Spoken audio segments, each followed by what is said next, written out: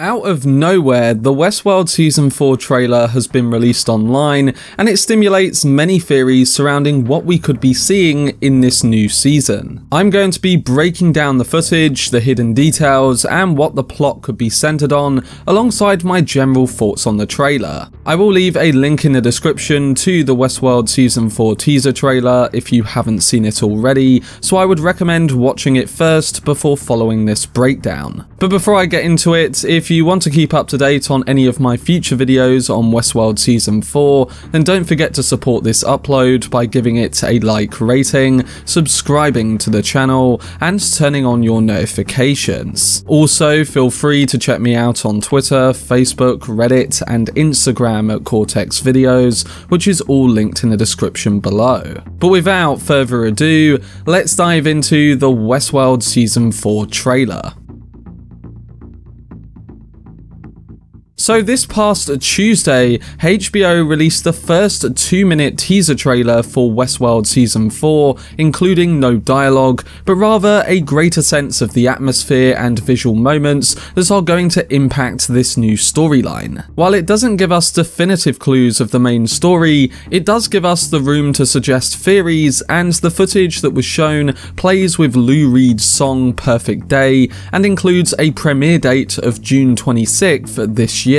So what shots do we get, what hidden details are there, and what theories do I have about the next season of Westworld? Well, one of the opening shots in this trailer brings us back to Aaron Paul's Caleb sitting on top of a large skyscraper, and then following shots reveal other known characters living in Westworld's futurescape. We don't quite know whether any of this footage takes place over different timelines, and we know that Westworld loves to mess with us in that way, so Season 4 could be set amongst two timelines, one right after the events of Season 3, and another decades later during the collapse of human civilization. This comes to mind because the trailer does hint at a far future rather than the show's real world that we saw in Season 3. The reason I say this is because the collapse of society at the end of Season 3 seemed like it was about to quickly develop, and now in the trailer to Season 4, we've got returning characters seemingly going about their day as if the end of Season 3 is taking longer than expected. Could just be me jumping the gun, but that's something from the tone of this trailer that I took away. But moving on, in the footage, we return to Jeffrey Wright's Bernard, who of course appears to be visiting the Sublime, and it appears there's none of the saved hosts from Season 2 currently around. What we do see though is a white horse next to what looks to be the same tree that Dolores spent a lot of her Season 1 loop memories around, and the one that she spoke with Maeve at before she died in Season 3. It's also quite reflective of the running wolf from the opening seasons too, and if you remember Season 2, you'll know that Akecheta sees the Deathbringer and a white horse, showing that this might in fact be her tree. The tree burns up, and if I had to guess, this might be the moment where Dolores dies in Season 3, and Bernard is just seeing it inside of the Sublime. But whatever it does turn out to be, what we do know is that some characters will be returning from the Sublime, because later in the trailer, we do see that Bernard has returned to the real world, and other characters like Clementine pop up too. Looking at these images of Bernard in the facility, and seeing how destroyed the Mesa rooms are, I would predict that this could be somewhere deeper in the far future. It reminds me of William's fidelity test in the Season 2 post-credit scene because of the sand covering the floors, so maybe the theory of there being two timelines like in the first season could be what they're going for. We'll have to see, but what this could be telling us is that Westworld might once again be playing with the perception of reality and time.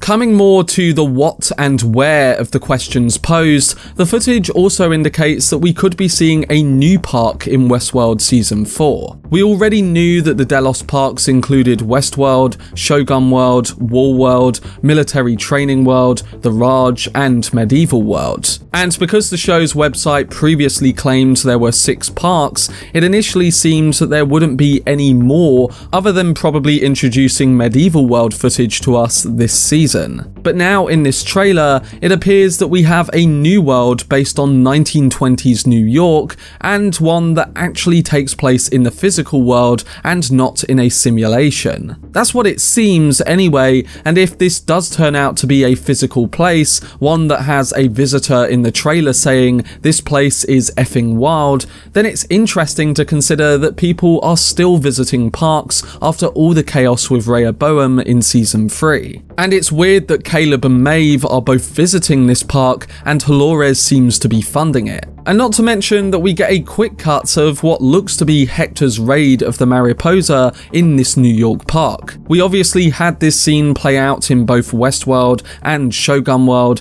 so seeing it again in 1920s New York will hopefully be pretty great. So what do I think it is? Well, if I had to guess, I would say that maybe Halores is building a twisted version of Westworld in the real world itself. I come to this theory because the New York map that we see in the control tower at the end of the trailer is very reminiscent of the Mesa Hub in season 1 and 2. And with reflections being a big theme in season 3, alongside all the hints of the real world becoming more like Westworld, what's to say that this new version of New York, alongside its 1920s park, operates just like the original Westworld did? Hell wants to destroy it all and hates that she was given the more human qualities that the original Dolores eventually embraced, so what's to say that she hasn't now constructed the real world, functioning like Westworld and controlling humanity in the process? It would make for a great twist on the initial idea of Westworld, and considering that humanity was about to collapse and outliers were fleeing the system, this is a way for the new host army under Halores to essentially keep them at bay and rule them as a new species. But of course, there's then Caleb and Maeve's side of the conversation, and I think this season we may see them building an army of their own. We don't get much of them, but what we do get symbolizes that a passing of time has definitely happened. Alongside there being no form of extreme chaos that we expected after season 3, Caleb now has a new hairstyle, a more grown out beard, and also a new ring that he didn't have previously. Of course, in season 3, Rehoboam had pretty much destroyed his opportunities in life because it was keeping him and other potential outliers at bay, and he had no real relationships in that current time. Maybe now that Rehoboam has been destroyed, Caleb has a wife and more relationships. But he'll soon be sucked back into the chaos of it all as we see him and Maeve entering what looks to be the 1920s New York park, greeted by the other Clementine from earlier seasons, playing a new version of Angela, and also other moments of Caleb being chased by a drone host and shouting with either extreme pain or anger. So a lot is going to be going down between them when it comes to beating Halores, and we even get a greater sense of the confusion with what looks to be Maeve's daughter opening her host face, and out comes loads and loads of flies. Not to forget that there's a quick shot of what could be a host with a fly crawling on their eye, similar to how they used it as a metaphor for Dolores waking up in the very first episode of the show.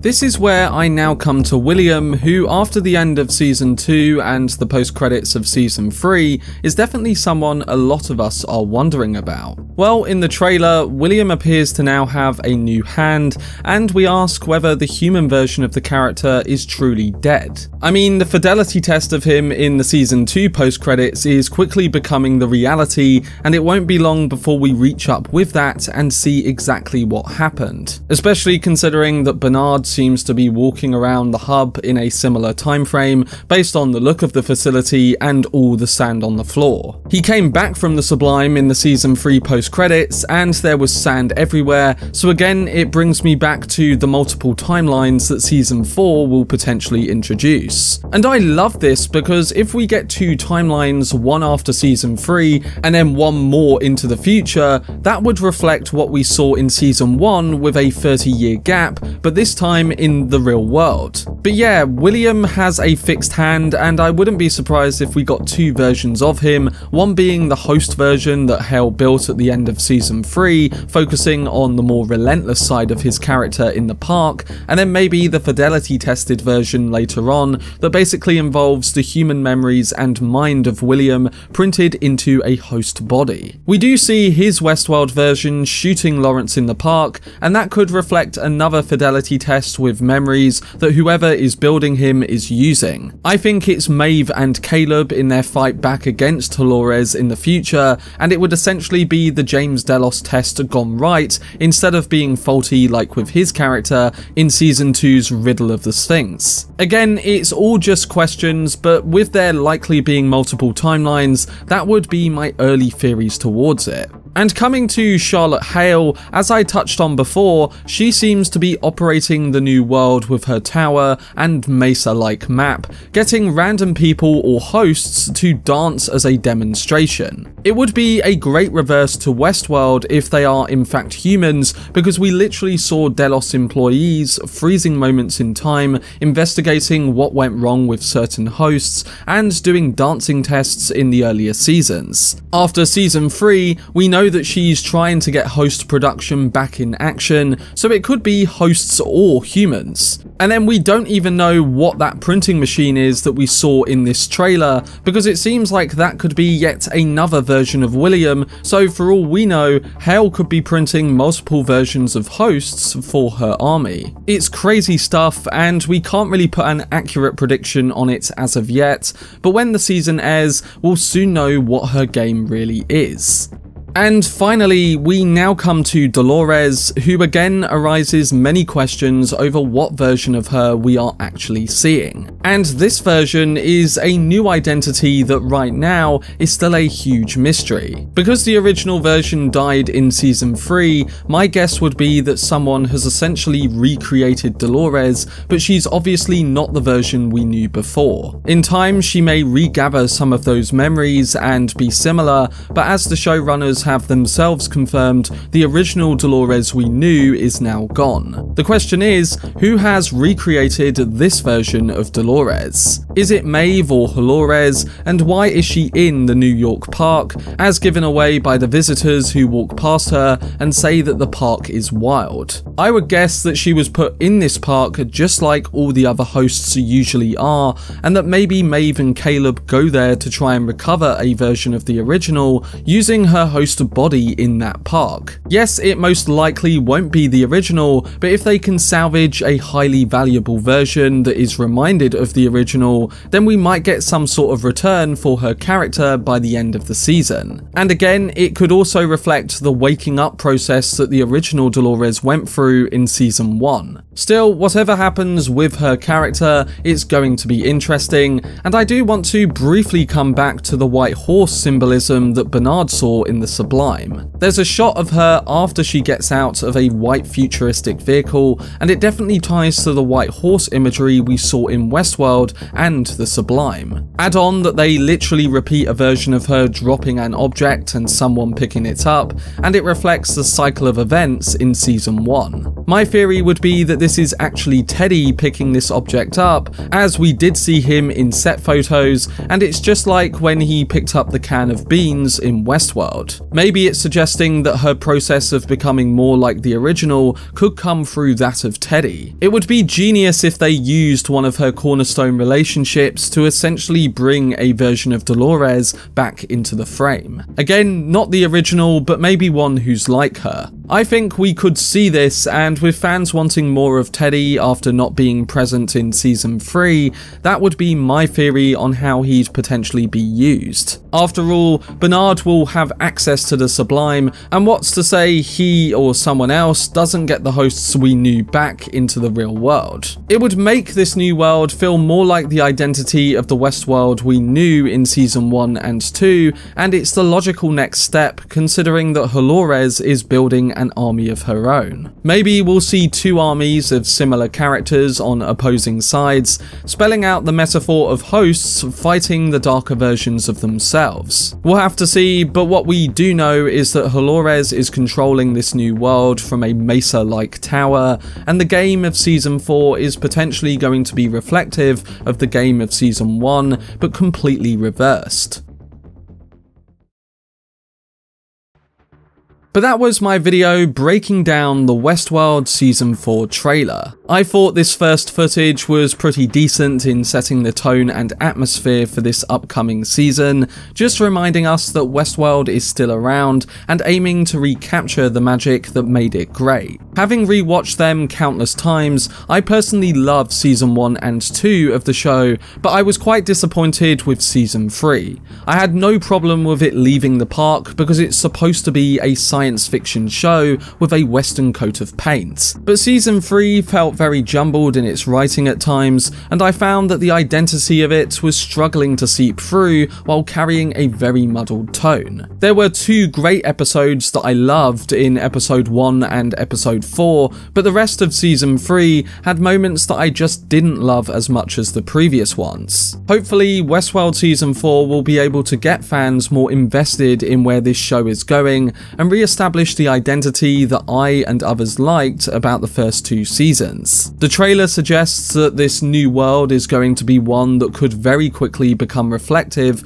of the Westworld we saw in Season 1, and that is quite the journey that I think will be great to see unfold on screen. We'll have to see what happens, and maybe even some of these theories will turn out to be true, but knowing showrunners Jonathan Nolan and Lisa Joy, they probably have something else planned that we don't expect. And hopefully that something makes sense within the overarching narrative that they are trying to tell. But are you looking forward to the new season, and what are your theories surrounding what will happen? Let me know down below in the comment section, and look out for all my videos on every episode when the season releases later this June. For more breakdowns and content on upcoming movies and TV shows like Westworld, then subscribe to the channel and turn on your notifications. Also, if you enjoyed this video, remember to leave a like rating and follow me on social media via the links in the description. But anyway, I hope you guys enjoyed it. I've been Cortex, and as always, make some noise.